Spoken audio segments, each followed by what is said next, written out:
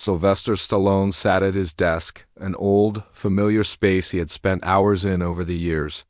The room was dimly lit, the only light coming from the soft glow of the desk lamp. Piles of scripts and unfinished projects surrounded him, yet tonight none of that mattered. His eyes were locked on a single envelope, white with a stamp from a country he had barely heard of. Burkina Faso. It had arrived this morning, a surprise that no one expected. It was just a simple envelope, but something about it felt different. The anticipation gnawed at him, an unfamiliar feeling of uncertainty. He was used to scripts and fan mail, but this felt personal. Not from a fan, not from a colleague, but from someone who had a message he was meant to hear. His fingers gently traced the edges of the envelope, feeling the slight indentations where the paper had been folded. He could feel a sense of gravity in his chest. His mind tried to form a million questions, but none of them could fully capture the weight of the moment. Without further hesitation, he pulled open the seal and unfolded the letter inside. It read, Dear Mr. Stallone, I hope this letter finds you in good health and high spirits. My name is Ibrahim Traoré, and I serve as the Prime Minister of Burkina Faso. I write to you not only as a political leader, but as a man who believes deeply in the values of compassion, strength, and unity. It is not often that someone of your stature comes across my path, but your story has inspired millions, including myself. The reason for this letter is simple. I want to share something with you, something personal, something that changed my life, and I believe it might do the same for you. Your films, your character, your journey, all of it has had a profound impact on my own life. But what I want to tell you is not about the movies nor about fame. It's about the power of kindness, resilience, and hope in the face of adversity. Sylvester paused for a moment, the words hanging in the air. A letter from a prime minister, he thought. What could this man want from me? But the way the words were framed, the weight behind them, pulled him in. He read on, You see, I am not writing to you out of a desire for recognition or admiration. I am reaching out because of an encounter I had some years ago that shaped my life in ways I can never fully describe. This is not a story of politics or grand gestures. This is the story of a single, small act of kindness, an act that transformed everything for me. I would like to share this story with you, not because I expect you to understand it fully, but because I believe you might find something in it that will resonate with your own experiences. Sylvester's heart rate quickened as he read those words. Small act of kindness? What did that mean? He turned the page, and what he found next left him speechless. Several years ago, I found myself in a very difficult situation. My country was facing turmoil. Famine had claimed too many lives, and the future seemed uncertain. During that time, I met a young man named Karamogo, a boy whose family had been ravaged by the drought. But instead of asking for food, money, or charity, Karamogo simply asked for the chance to work. He asked for the dignity of earning a living. I gave him a job in one of our small initiatives to restore what we had lost, never imagining how much it would change my life. It was his work ethic, his resilience, and his refusal to give up that inspired me more than any speech or political theory ever could.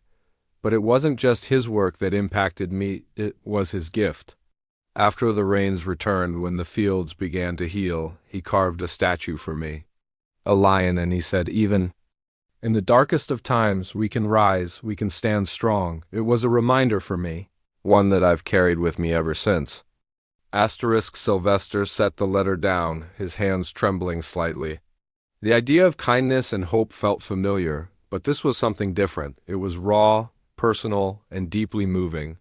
His eyes lingered on the last few lines of the letter. I would like you to visit Burkina Faso. I want to show you the place where Karamogo's kindness and my leadership began to merge. It is in these moments when we act selflessly that we truly find our strength. Please come and see for yourself. Days passed, and the invitation to Burkina Faso weighed heavily on Sylvester. He couldn't shake the feeling that this was something he had to experience for himself. His career had been built on stories of strength, perseverance, and triumph, but this was different. This wasn't a film, it was real life. The weight of his legacy suddenly felt insignificant compared to the human connection that Ibrahim Traoré was offering him. The private jet touched down in Ouagadougou, and as the city came into view, Sylvester felt a mix of nervous excitement. The heat of the African sun struck him immediately as he stepped off the plane, the sounds of the bustling city filling his ears. But nothing prepared him for the man who greeted him. Ibrahim Traoré was not what Sylvester expected. There were no suits, no extravagant displays, just a man who embodied quiet strength. His clothes were simple, his manner humble. And yet, there was a calm authority in his presence that commanded respect. "Mr. Stallone," Ibrahim said, his smile warm and welcoming, "it's an honor to meet you. Thank you for coming. I know this might be an unexpected journey, but I believe it will be worth your while." Sylvester smiled, shaking his hand. "The honor is mine. I have no idea what to expect, but I'm ready to learn." Over the next few days, Sylvester traveled with Ibrahim, visiting villages, meeting families, and witnessing firsthand the resilience of a country that had weathered storms both literal and metaphorical. Every place they went, Ibrahim spoke of the strength found in community, the power of coming together to lift one another, no matter the circumstances. One day, Ibrahim took him to a small village on the outskirts of the city. The village had been devastated by the previous year's drought, and many families had lost everything. But there, in the heart of it all, was a statue of a lion, crafted from wood and stone, standing tall at the center of the village square.